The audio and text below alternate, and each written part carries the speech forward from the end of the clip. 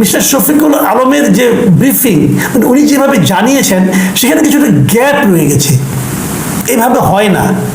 আমি আমার common sense থেকে বলেছিলাম এভাবে হয় না, এভাবে হওয়ার কথা না। আমারও যৎকিঞ্চিত অভিজ্ঞতা আছে সাংবাদিকতার, যে বলেছিলাম আমি, এবং আমি সেই সঙ্গে এটাও বলেছিলাম আমার এই সন্দেহ হওয়ার কারণে আমি কিন্তু কালকে ভারতের সমস্ত মিডিয়াগুলো চেক করেছি এবং কোথাও আমি শফিকুল আলম সাহেবের বক্তব্যের প্রতিধ্বনি দেখতে পাইনি। নরেন্দ্র মোদীর সঙ্গে ডক্টর ইউনূসের যে বৈঠক হয়েছে সেই বৈঠকে ডক্টর ইউনূস কি কি কথা বলেছেন, নরেন্দ্র মোদী কোন কথার কি জবাব দিয়েছেন, অথবা কি কি বিষয় নিয়ে আলোচনা হয়েছে, তার তথ্য সে সংক্রান্ত খবর আমরা কোথায় পেলাম? আসলে আমাদের সোর্সটা কি ছিল? মূলত সোর্স ছিল ভেতরের আলাপগুলোর, যে ডক্টর ইউনূস মানে প্রধান উপদেষ্টা যিনি প্রেস সেক্রেটারি ছিলেন মিস্টার শফিকুল আলম, তিনি সাংবাদিকদের বেশ কিছু ব্রিফ করেছেন, তিনি জানিয়েছেন ভেতরে কি হয়েছে এবং যা যা বলেছেন উনি সেগুলো দিয়ে আমাদের পত্রপত্রিকাগুলো রিপোর্ট করেছে। এবং সেই রিপোর্ট দেখে আমি কালকে বলেছিলাম যে আমার সন্দেহ হচ্ছে হয়তো এগুলো আলোচনা হয়নি, অথবা হলেও এভাবে হয়নি, হয়তো মিসকোট করা হচ্ছে, মানে যা বলেছিলেন সেভাবে বলছেন না, অথবা মিস্টার শফিকুল আলমের যে ব্রিফিং মানে উনি যেভাবে জানিয়েছেন সেখানে কিছুটা গ্যাপ রয়ে গেছে। এভাবে হয় না। আমি আমার কমন সেন্স থেকে বলেছিলাম এভাবে হয় না, এভাবে হওয়ার কথা না। আমারও যৎকিঞ্চিত অভিজ্ঞতা আছে সাংবাদিকতার, যে বলেছিলাম আমি, এবং আমি সেই সঙ্গে এটাও বলেছিলাম আমার এই সন্দেহ হওয়ার কারণে আমি কিন্তু কালকে ভারতের সমস্ত মিডিয়াগুলো চেক করেছি এবং কোথাও আমি শফিকুল আলম সাহেবের বক্তব্যের প্রতিধ্বনি দেখতে পাইনি। ওই অ্যাঙ্গেলে কেউ কথা বলেছে বলে আমি কোথাও পাইনি। এখন এটা তো ভাই যুদ্ধ না, কোনো একটা আলোচনা, দুই দেশের সরকার প্রধানের আলোচনা। এখানে কিন্তু কেউ জিতবে কেউ হারবে, এটা জেতানো হারানোর বিষয় কিন্তু না। এটা কিন্তু ফুটবল খেলার ধারা বর্ণনা নয়, যে মনে করেন একটা শক্ত দলের বিরুদ্ধে আমাদের দল খেলছে, আমাদের দল একবার দুবার আক্রমণের দিকে বলটা নিয়ে গেল, ওটাকে আমরা ফুলিয়ে ফাঁপিয়ে বিশালভাবে বললাম, আর এর মাঝে যে আমরা 6 বা 7 বার গোল খেয়ে গেছি এটার কাহিনী আর আস্তে আস্তে করে বললাম। এটা কিন্তু ওই জিনিসটি না রে ভাই, এটা বুঝতে হবে এবং কূটনীতির ভাষাও জানতে হবে। যারা কূটনীতির ভাষা জানেন তাদেরকে নিয়ে এগুলি ব্রিফিং করাতে হয়, অথবা তাদেরকেই নিয়োগ দিতে হয়। এটা এত সহজ না কাজটা। আমাদের শফিকুল আলম সাহেব যে কথাগুলো বলেছিলেন কালকে সেটা আমি বললাম, এবং কালকে আমি দেখিয়েছি, বলেছি যে ভারতের একাধিক পত্রিকা বলেছে যে এই কথাগুলো বলেছে বলে বাংলাদেশের পত্রিকা দাবি করেছে। আপনাদের মনে আছে কালকে আমি আনন্দবাজার পত্রিকার একটা ক্লিপ দেখে একটা মানে হেডলাইন আপনাদেরকে পড়ে শুনিয়েছিলাম। সেখানে কি বলা হয়েছিল? সেখানে বলা হয়েছিল, দেখুন শুনুন, আমি আবার পড়ছি, যে ভারতে আশ্রয় নেওয়া হাসিনাকে প্রত্যর্পণ নিয়ে আলোচনা হয়েছে মোদি ইউনূসের, দাবি বাংলাদেশের। মানে এ ধরনের একটা আলোচনা হয়েছে বলে বাংলাদেশের দাবি। বাংলাদেশের কি দাবি করেছে? শফিকুল আলম দাবি করেছেন, এবং তার দাবির প্রেক্ষিতে প্রথম আলো রিপোর্ট করেছে। আসলে কি দাবি হয়েছিল এটা নিয়ে কালকে আমার সন্দেহ ছিল, এবং কালকে আমি আমার এই জন্য আমি লিখেছিলাম যে আসলে কি আলোচনা হয়েছিল। দেখুন এই কথাগুলি এত বড় ভূমিকাটা আমি দিলাম এই কারণে যে আজকে আমরা কি দেখলাম। আজকে আমরা দেখলাম ভারতের একাধিক পত্রিকা, আমি কোনো বাংলা পত্রিকা আজকে কোনো চেকই করিনি, দরকার মনে করিনি, বাংলা পত্রিকা দরকার নাই, কারণ বাংলা পত্রিকা কলকাতার সাংবাদিকতা নিয়ে অনেক কথা বলেন, বাদ দেন, দরকার নেই। আমি ভারতের একাধিক ইংরেজি পত্রিকাকে আমি আজকে দেখছি, এবং তারা যে শিরোনাম করেছে ভয়াবহ শিরোনাম। আমি আপনাকে একটা জিনিস একটা শিরোনাম পড়ে শোনাই, একই ধরনের রিপোর্ট কে করেছে? Times of India, India today, the economic Times, তারা সবাই কিন্তু এই ধরনের নিউজ করেছে। এমনকি এএনআই, ভারতের একটা সংবাদ মাধ্যম এবং খুব গুরুত্বপূর্ণ সংবাদ মাধ্যম এটা, এএনআই রিপোর্টের হেডলাইনটা কি আছে শোনেন। হেডলাইন হলো যে account of press secretary to Bangladesh chief adviser on PM Modi Yunus meeting is mischievous politically motivated source.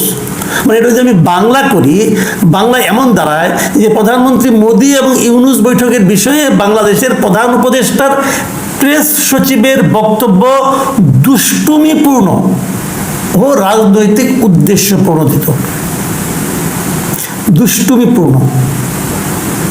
আমাদের প্রেস সেক্রেটারি সম্পর্কে এই ধরনের বিশেষণ যখন বিদেশি একটা পত্রিকার রিপোর্ট শিরোনামে আসে আমাদের শুনতে ভালো লাগে। এটা কিন্তু শফিকুল আলমকে কেবল বলা হচ্ছে না, এটা বলা হচ্ছে বাংলাদেশের তাবৎ মিডিয়া সেন্স সংক্রান্ত বিষয়ে এই আলোচনা করা হচ্ছে। মানে আপনি তাহলে এই লোকটা তো যোগ্যই না আমার মনে হচ্ছে, যে বোঝেই না কি বলতে হবে, ভেতরে কি আলাপ হলো, কি আলাপের কি অর্থ হতে পারে এবং কোন অর্থকে কিভাবে প্রকাশ করতে হবে উনি তো বোঝেনই না। এবং ওনার রাজনৈতিক উদ্দেশ্যে প্রণোদিত যে বক্তব্য বলা, এর সঙ্গে আমি খুবই একমত। আমি বিভিন্ন সময় ওনাকে টকশোতে দেখেছি, ওনার কথাবার্তা শুনে মনেই হয় না যে উনি একজন সরকারি কর্মকর্তা, মনে হয় যে উনি কোনো রাজনৈতিক দলের স্পোক্স পার্সন বুঝি। এটা কি একটা পলিটিক্যাল গভর্নমেন্ট? তো ওনার বক্তব্য এমন হবে কেন? এই লোকটা আবার দেখলাম মাঝখানে সচিব থেকে নাকি সিনিয়র সচিব হয়ে গেছেন। মানে হচ্ছেটা কি ধরনের লোককে কোথায় বসাতে হবে? আমি শুরু থেকে বলে আসছিলাম যে ডক্টর ইউনূসের প্রধান সমস্যা ছিল উনি জানেন না কাকে কোথায় বসাতে হবে, উনি জানেন না কাকে কাকে নিতে হবে। বিদেশের একাধিক মিডিয়াতে আজকে এগুলি লেখা উঠতেছে এবং এগুলো আমাদের পড়তে হচ্ছে। কেন? দেখুন এই পত্রিকাতে ভেতরে কি লেখা আছে আমি আপনাদের একটু পড়ে শোনাই কয়েকটা জায়গায়। সেই জায়গাগুলি যেমন ধরুন একটা জায়গায় যে sources said there is no basis for the observation made by the press secretary on the extradition request pertaining to former Bangladesh Prime Minister Sheikh Hasina। মানে এটা যদি আমি বাংলা করি অর্থ হচ্ছে সূত্র জানায় যে বাংলাদেশের প্রাক্তন প্রধানমন্ত্রী শেখ হাসিনার প্রত্যর্পণের অনুরোধের বিষয়ে প্রেস সচিবের মন্তব্যের কোনো ভিত্তি নেই। তাদের বক্তব্য কিন্তু ডিপ্লোম্যাটিক বক্তব্য, কিন্তু এই যে আমাদের প্রেস সচিবের মন্তব্যের কোনো ভিত্তি নেই তারা যে ডিক্লেয়ার করতেছে, এটাকে আপনি কিভাবে বলবেন? এটাকে আপনি কিভাবে মূল্যায়ন করবেন? দেখুন ওখানে আরেকটা বিষয় আমি এটা বলি, এটা নিয়ে বেশি বলা উচিত না, কারণ যত বলবো তত তো আমাদেরই গায়ে লাগে, তাই না? তত তো আমাদেরই গায়ে লাগে। এই কথাগুলো আমরা বলবো কেন? লজ্জাও লাগে মাঝে মাঝে যে কাদের নিয়ে আমরা বিদেশে যাই, কারা এগুলি শুনে কি বলে। ভাই একজন লোক কি নাই আমাদের এখানে যে ঠিক মতো ব্রিফ করতে পারতো? দেখুন ওদের পত্রিকায় একটা জিনিস লেখা হয়েছে, সেটা আমি একটু বলি। কি লেখা হয়েছে এএনআই রিপোর্টে? They said PM Modi also mentioned the importance of elections as the basis of the legitimacy in any democracy।